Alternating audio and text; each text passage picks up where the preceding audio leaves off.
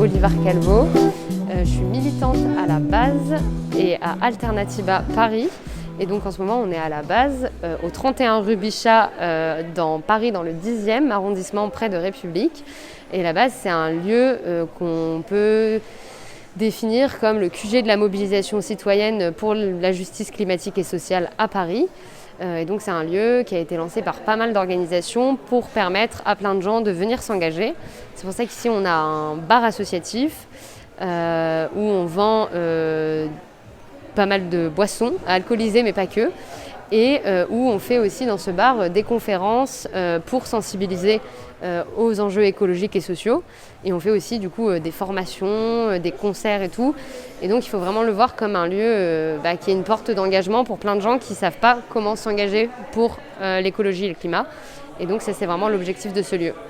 Alors Alternativa Paris, qui est la branche, l'un des groupes locaux d'Alternativa, parce qu'on est plein de groupes partout sur le territoire, a fait partie des associations fondatrices de ce lieu en 2019, au moment de l'émergence des marches pour le climat, quand il y en avait partout en France. Et donc oui, on fait partie des assos fondatrices, et Alternativa, c'est un mouvement citoyen.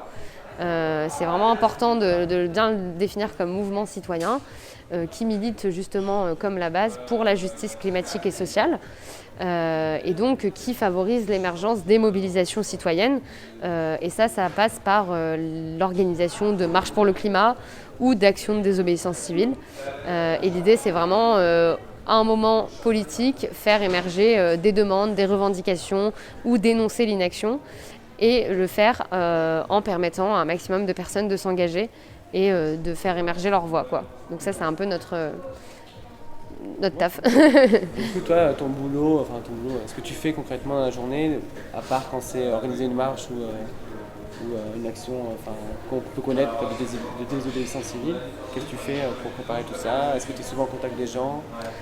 Du coup, l'idée, c'est vraiment d'accueillir. Il y a pas mal de choses à faire hors temps des marches, mais tu vois, typiquement, si on fait une marche, et après, il faut accueillir. Faut bien accueillir les gens, il faut répondre à leurs questions, il faut être à leur dispo, il faut qu'ils se sentent intégrés et s'ils veulent vraiment avoir envie de s'engager, en fait, il faut être là pour répondre à leurs questions.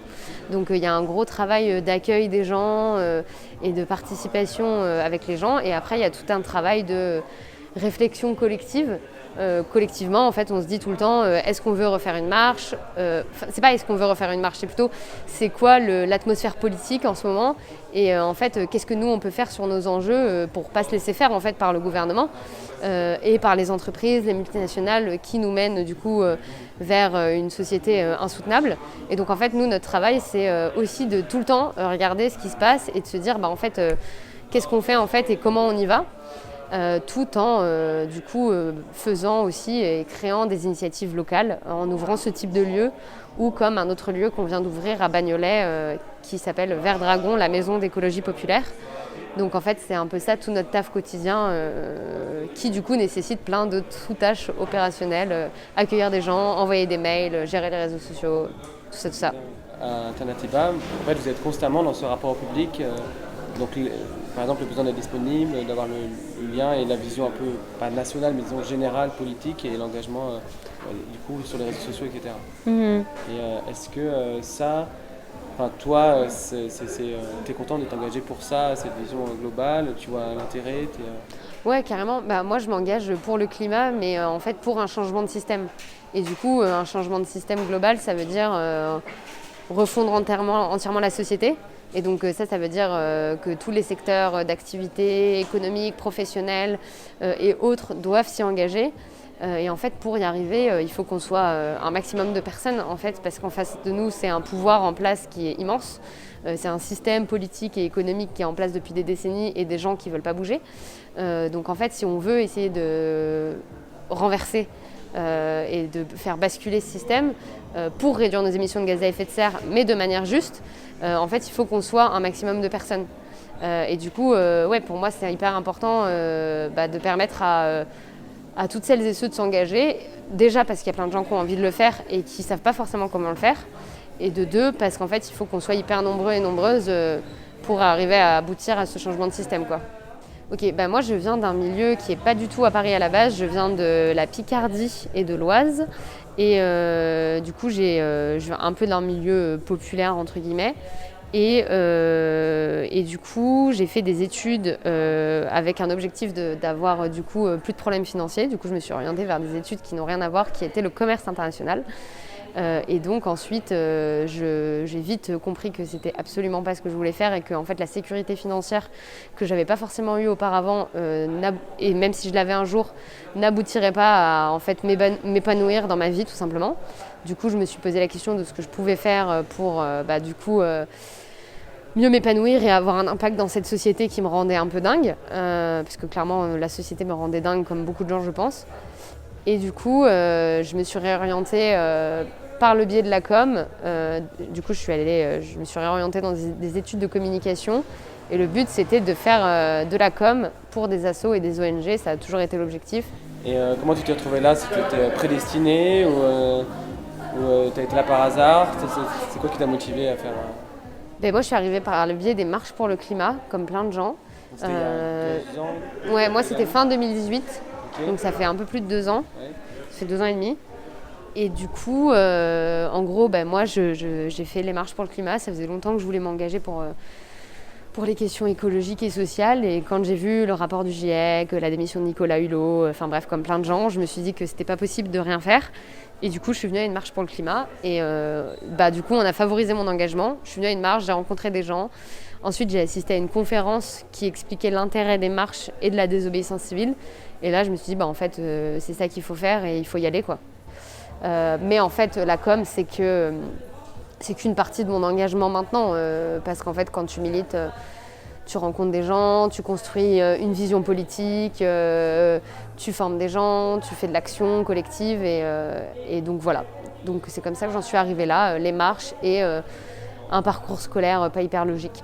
T'avais ça avant, ce côté politique Mon père est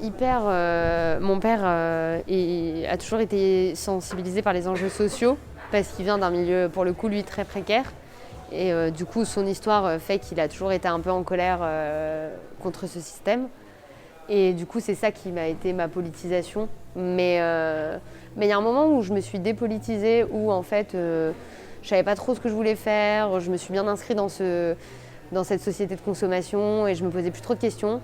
Et en fait, un jour, j'ai bien capté que ça déconnait et que c'était pas ça qui. Et en fait, non, mais c'est pas. Et en fait, du coup, après, je me suis repolitisée par l'engagement, parce qu'en fait, la question climatique, elle est sociale, elle est populaire et elle est de fait politique, parce qu'en fait, ce qui manque, en fait, c'est de l'action politique concrète, c'est un changement de système, et du coup, ça veut dire. Ça veut dire foutre la pression en fait aux responsables. Et les responsables, c'est les décideurs politiques, c'est les dirigeants d'entreprise. Et du coup, tu es obligé de te politiser quand tu parles de cette question. Parce qu'on parle d'un système entier qu'il faut changer, quoi.